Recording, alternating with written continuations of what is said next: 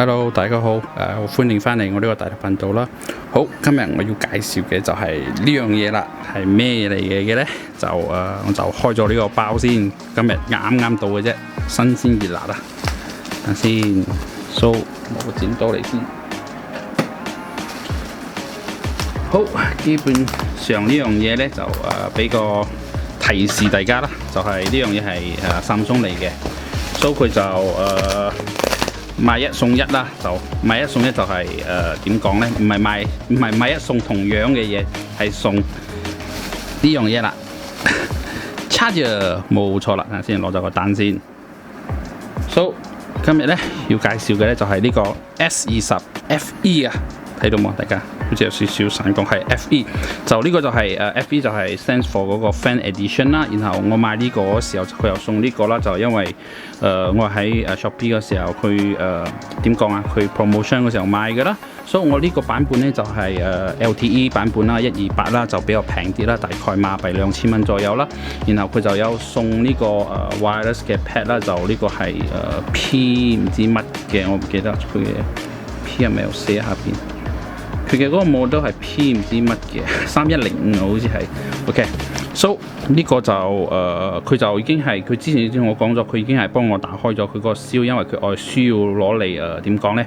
幫我 register 個 warranty 係咪真嘅呢？我就唔係好清楚啦。So 我就因為呢個有嗰個小 number 係咪啊？小 number 嚟係小 number， 我就因為應該冇問題，應該可以俾大家睇，因為已經 register 咗。So far 應該係啦。So 就廢話少講啦，我就開咗箱呢個俾大家睇。基本上佢已經銀燒咗啦。So 呢個係上邊，佢嘅旁邊，佢嘅下邊，好清楚啦。So 呢個我攞走呢個叫咩？呢個 bubbles wrap 叫咩？中文我都唔知叫咩。OK。喺邊先 ？So 我就介紹呢個先啦 ，S20啦，就好似係如果冇估錯係舊年2020年嘅9月就出嘅，就屬於係寄生下，係咪仲有嗰個呢度？咦？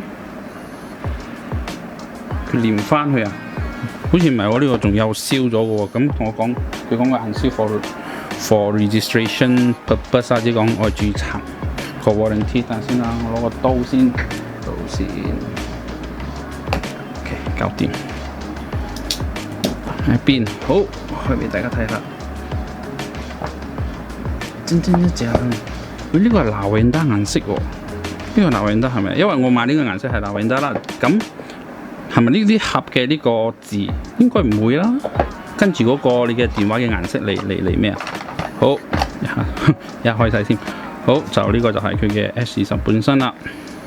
就拉雲達顏色啦，基本上128好似出3個顏色啫，一個就紅色啦，就好似好紅嗰種啦，朱砂紅嗰種啦，另外一個就係嗰個橙色啦，橙色就普通橙色，同埋呢個拉雲達有少少似粉紅咁樣啦，就佢嘅嗰個後邊咧就嗰啲應該係 plastic 嚟嘅係咪啊？應該係 plastic 嚟㗎個後邊，佢邊皮都係好似係 plastic 嚟㗎，唔係鐵嚟㗎，感覺上。係咯 ，plastic 嚟嘅，唔係鐵嚟嘅。Fan Edition， 好就廢話少講啦，睇埋其他嘅先啦。陣間我先開機俾大家睇啦。So 就呢個佢嗰個應該係小 number 啦，擺埋邊啦。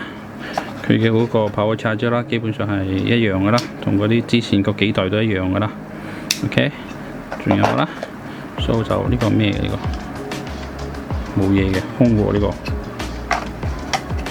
So 一個就呢個插電 cable，應該係只不過係攞嚟頂住嘅啫，係咪？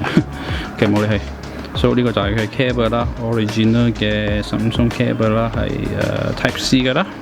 So 而家基本上新機全部都用 Type C 咗啦，咁樣啦，接受咗啦，係啦 Type C 嘅啦，冇錯。OK，So 基本上係得一個 charger 同埋一個 cable 啫啦，擺埋邊個盒。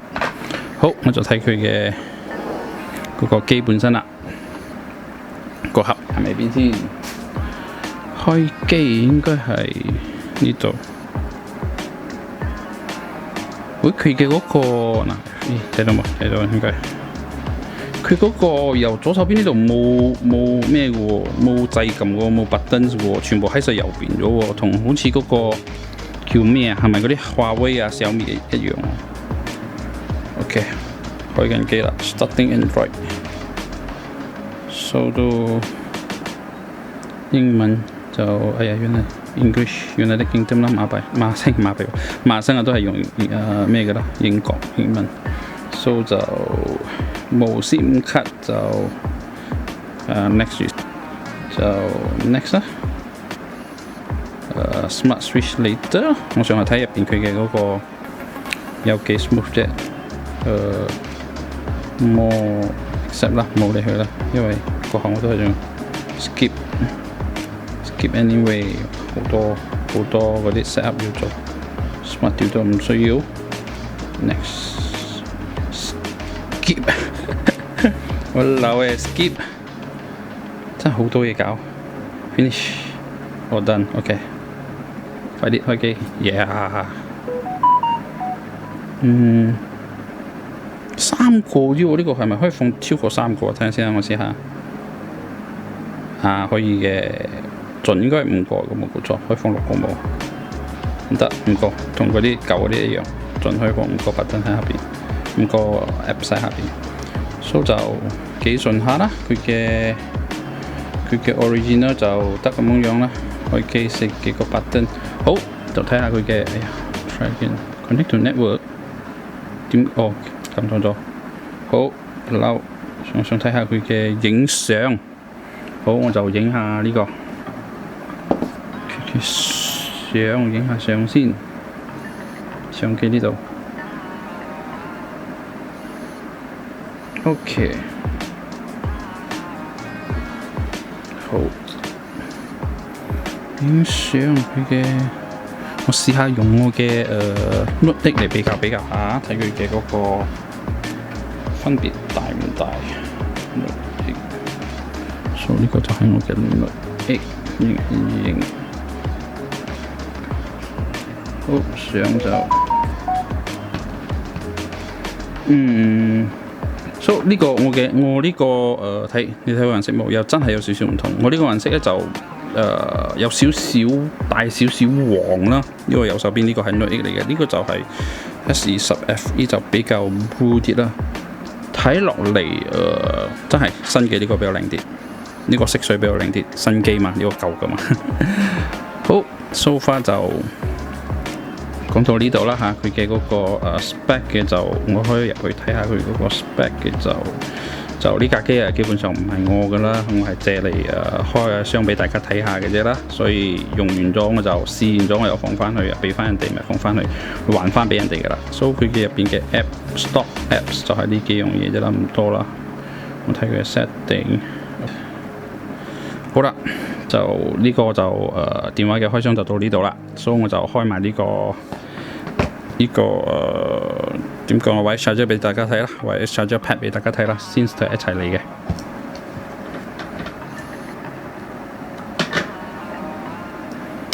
好，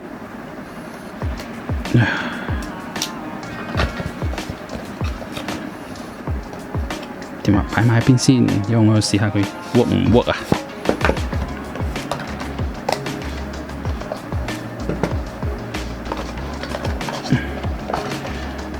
所以而家大家有興趣嘅就可以上去Shopee 或者Lazada睇下啦嚇，而家嘅價錢應該係2000蚊左右，for LTE 128RAM 嗰個唔係 RAM 嗰個 ROM 嘅嗰個佢嘅 storage 嘅嗰個 size 啦，128GB 啦。如果大家有興趣，我想睇係2000蚊左右啦。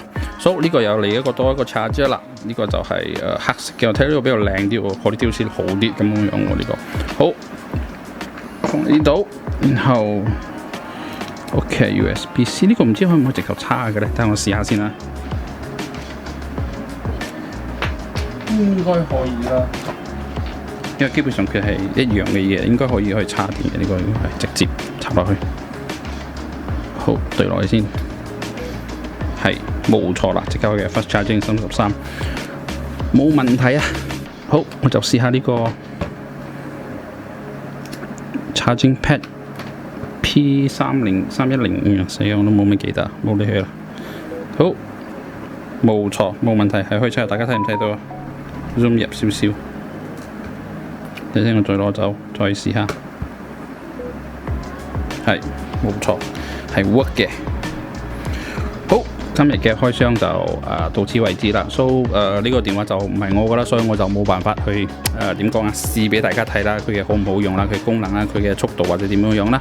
所以而家係大家有興趣嘅話，就頭先我已經講咗啦，上去爛沙兜或者邊度睇下啦。好，如果大家中意我嘅開箱頻道嘅話，就可以訂閱我嘅頻道啦。好，下次見，唔該晒。